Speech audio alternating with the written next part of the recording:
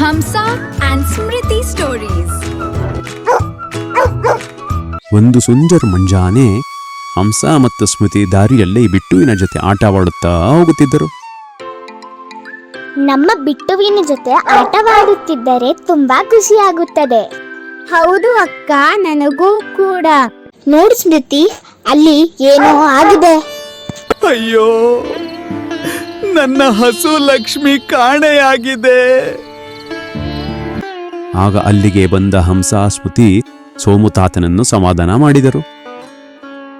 ಯೋಚನೆ ಮಾಡಬೇಡಿ ತಾತ, ನಾವೆಲ್ಲರೂ ಸೇರಿ ಹಸುವನ್ನು ಹುಡುಕೋಣ. ನೋಡಿ, ಆ ಕಳ್ಳನು ಕಾಡಿನ ಕಡೆಗೆ ಹೋಗಿರಬಹುದು. ನಂತರ ಇಬ್ಬರು ಬಿಟ್ಟುವಿನ ಜೊತೆ ಆ ದಟ್ಟವಾದ ಕಾಡಿನಲ್ಲಿ ಹಸುವಿನನ್ನು ಹುಡುಕಿಕೊಂಡು ಹೊರಟರು. ಅಲ್ಲಿ ಬಿಟ್ಟುವಿಗೆ ಏನೋ ಸುಳಿವು ಸಿಕ್ಕಿತು.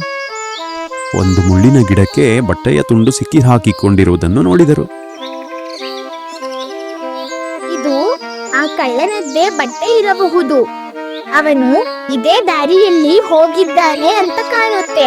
ನಡಿ, ಹುಡುಕೋಣ. ನಂತರ ಸ್ವಲ್ಪ ದೂರದಲ್ಲಿ ಕಳ್ಳನು ಹಸುವನ್ನು ಕಟ್ಟಿ ಹಾಕಿರುವುದನ್ನು ನೋಡಿದರು. ಸುಮ್ಮನಿರು ಸ್ಮೃತಿ, ಅಲ್ಲಿ ನೋಡು, ಅವನೇ ಆ ಕಳ್ಳ. ನಂತರ ಇಬ್ಬರು ಆ ಕಳ್ಳನನ್ನು ಹಿಡಿಯುವ ಉಪಾಯ ಮಾಡಿದರು. ಅಲ್ಲೇ ನಿಲ್ಲು, ನೀನೇ ತಾನೇ ಹಸುವನ್ನು ಕದ್ದಿರೋದು. ಎಲ್ಲಿಗೆ ತಪ್ಪಿಸಿಕೊಂಡು ಹೋಗುತ್ತಿದ್ದೀಯಾ?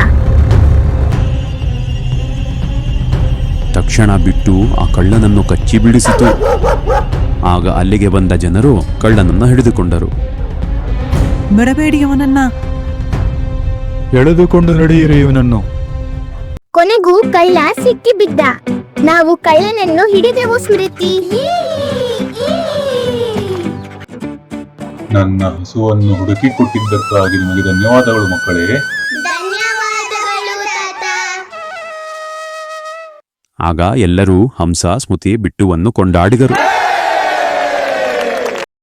ನಮ್ಮ ಸ್ಟೋರಿ ಇಷ್ಟವಾದಲ್ಲಿ ದಯವಿಟ್ಟು ಲೈಕ್ ಮಾಡಿ, ಶೇರ್ ಮಾಡಿ ಮತ್ತು ನಮ್ಮ ಚಾನೆಲ್ ಅನ್ನು ಸಬ್ಸ್ಕ್ರೈಬ್ ಮಾಡಿ. ಧನ್ಯವಾದಗಳು. ಬಾಯ್.